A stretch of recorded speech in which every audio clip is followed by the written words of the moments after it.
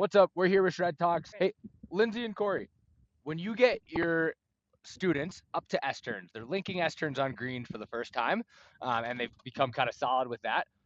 Where do you take them next? What drill, what skill do you do with them after that point to keep developing their riding? Yeah, Jesse, I'm thinking about refining that turn shape at that point, making those turns more predictable. Right? We kind of say that like once they get those first link turns, they're almost kind of like our students are kind of shopping for turns. They're looking for the ideal terrain to maybe get it around, right? So at that point, I'm looking at how do we create some tactics and skills for our student to make that turn a lot more predictable and get that success rate higher. One of those skills being adding some knee steering. That's awesome. I think for me, one of the things that I like to do is try to get them to relax a little bit by doing some breathing, actually. Like, hey, I have them take a big, deep breath right before they go and then breathe out as they go through the turn. And I find that that kind of just gets rid of that like half second to a second of pause, specifically like heel to toe, because that toe turn can still be pretty scary and maybe it's not quite smooth yet. Yeah, I find often that student is a little static. They're moving across the width of the board, not much range of motion vertically. So often I like to play with, getting tall for our turn and small on our edge, kind of an extending edge change turn, add in some of that vertical movement, and play with shape and size for hourglass turns. See if we can follow a track of big, elongated turn shape and size and bring that down to a small, narrow turn and then back out to medium to big. Yeah, I'd say after going back to like knee steering, I start to try and incorporate a lot more twist, right, to create steering. Um, and from that point, like once I've introduced twist on the snowboard, I start to introduce like timing, intensity, rate, and duration, not in those words with students, but we start to play around with some different timing of that twist and be going a little bit lighter as they create the twist or trying to go a little faster with their twist.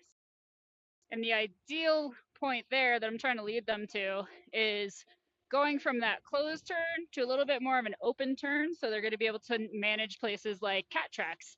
A lot of our green terrain where students are, they're going to want to go to that green terrain first, but a lot of times to access it, we've got to go through some cat tracks to get there. And that's going to be the least intimidating terrain for those students.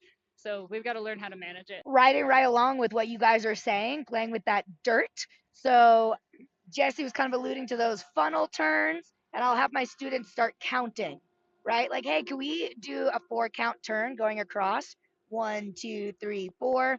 Hey, that's awesome. Let's see if we can get that 3 count, that 2 count, kind of dialing it into where we get even just a little bit more open, playing with a little bit more speed as well. How comfortable are they with speed so that eventually we can bring them to those cat tracks?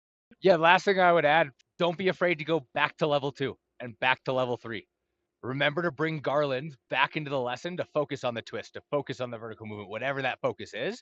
A very familiar task that seems a little bit more rudimentary and autonomous for them, instead of always just adding it into the S turn that's still a little bit cognitive for them. Yeah, awesome, Jesse. I love that, especially because we go through those skills as we're maybe a little bit more linear with that progression, but we can go back to it and touch on things. And as we're starting to explore more of the mountain, our students are going to need some of those skills to be able to navigate different areas of the mountain.